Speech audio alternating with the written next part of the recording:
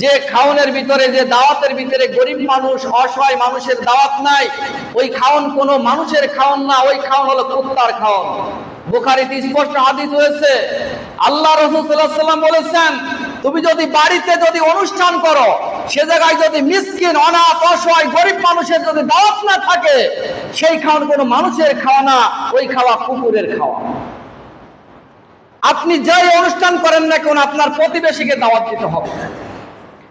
আমরা আনন্দের সাথে আমরা দাওয়াত করে মানুষদেরকে খাওয়াই, কিন্তু যে বেচারা আমার মা এবং বাবা মরে গেলে তার নিজের কামলা কাজ কাম ফেলে রেখে কবর খুঁজলো, আমরা যখন দাওয়াত দিই আমার ছেলে মেয়েদের বিবাহে, তখন আমরা তার বড় ভাই পেট মোটা যেটা টাকা পয়সা আছে ওইটার দাওয়াত দিই। অথচ যে ব্যক্তি কাজ করতে গেছিল কামলা দিতে, আপনার মা বাবার মৃত্যুর সম্ভব শুনে কাজ ফেলে রেখে গোরস্থানে কবর খুঁজছে, আপনার মা বাবাকে গোসল দিছে, অথচ তারা তাকায় তাকায় দেখে যে ভাইরে দাওয়াত দিয়ে গেল, তার মেয়ের আমাকে একটু বললো না, অসহায়ের মতো তাকায় থাকে।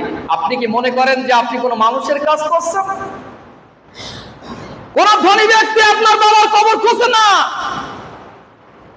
কোন টাকাওয়ালা ব্যক্তি, 60-67 গাইজা ব্যক্তি আপনার বাবার কবর নামে না। যারা নামে তারা তাদের গায়ে ভালো পোশাক থাকে না।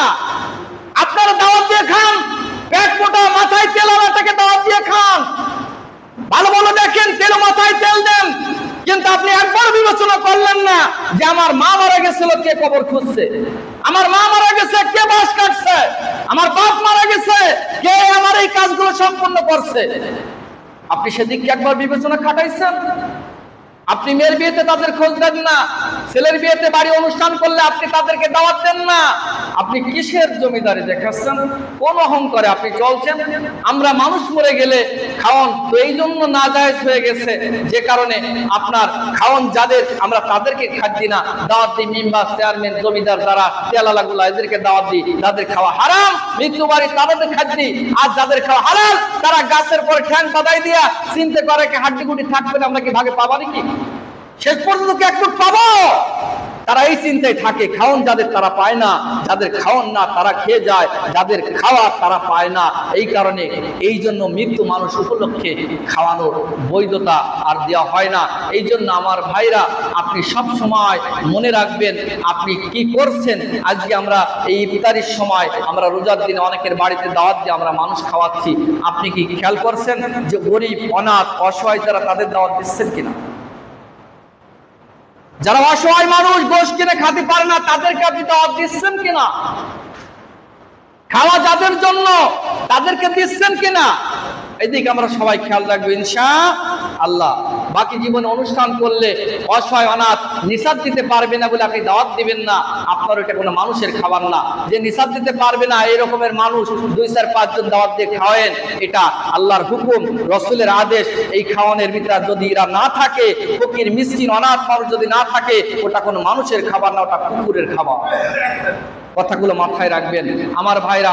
আমরা চলে যাই, কারণ ওই ফল আলাদের কথা, ওই ফল আলারা বলছিল কোন অসহায় অনাথ মানুষ যেন বাগানে প্রবেশ না করে, এরা যেন আমার বাগানের দিকে না ঢোকে। তার মানে এরা হলো অসহায় মানুষ, অনাথ মানুষ, গরিব মানুষ। এরা মনে করে যে এরা আল্লাহর রহমতের থেকে বঞ্চিত, এরা আল্লাহ তাদের মঙ্গল চাইলে আমরা কেন চাবো। এই রকমের অনেকের মুখে আমি শুনেছি বড় লোক ধনীদের কথা, যে আল্লাহ তোদের পছন্দ করে না, ফকিরের বাচ্চা, যেখানে তোকে গরিব বানাইছে ভিক্ষা করে খাই বলার লাগে। এ কথা অনেকের মুখে আমি শুনেছি, আপনার দেখা শুনি না, আমি অন্য দেখা শুনেছি। যে কারণে এই কথা তাদের একটা মন্তব্য, যে আল্লাহ যদি পছন্দ করতো তাহলে আমাদের মতো ধনের ঘরে তাদের জন্ম হতো।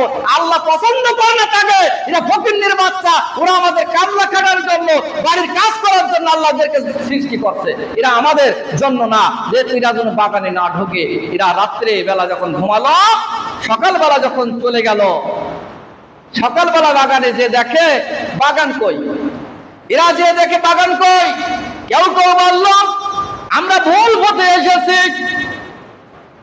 আমরা মনে হয় ঠিক পথে আসি নাই, বাগানের জায়গা তো আসি নাই, বাগান তো নাই। আর কেউ কেউ বলল না রে, বাগান ঠিক পথে এসেছি, কিন্তু আল্লাহ ধ্বংস করে দিয়েছে। আমরা যে অহংকারে অন্ধ হয়ে গিয়েছিলাম, অহংকারে যে আমাদের চোখ উপরের দিকে চলে গিয়েছে, নিচের দিক যে আমাদের নাই।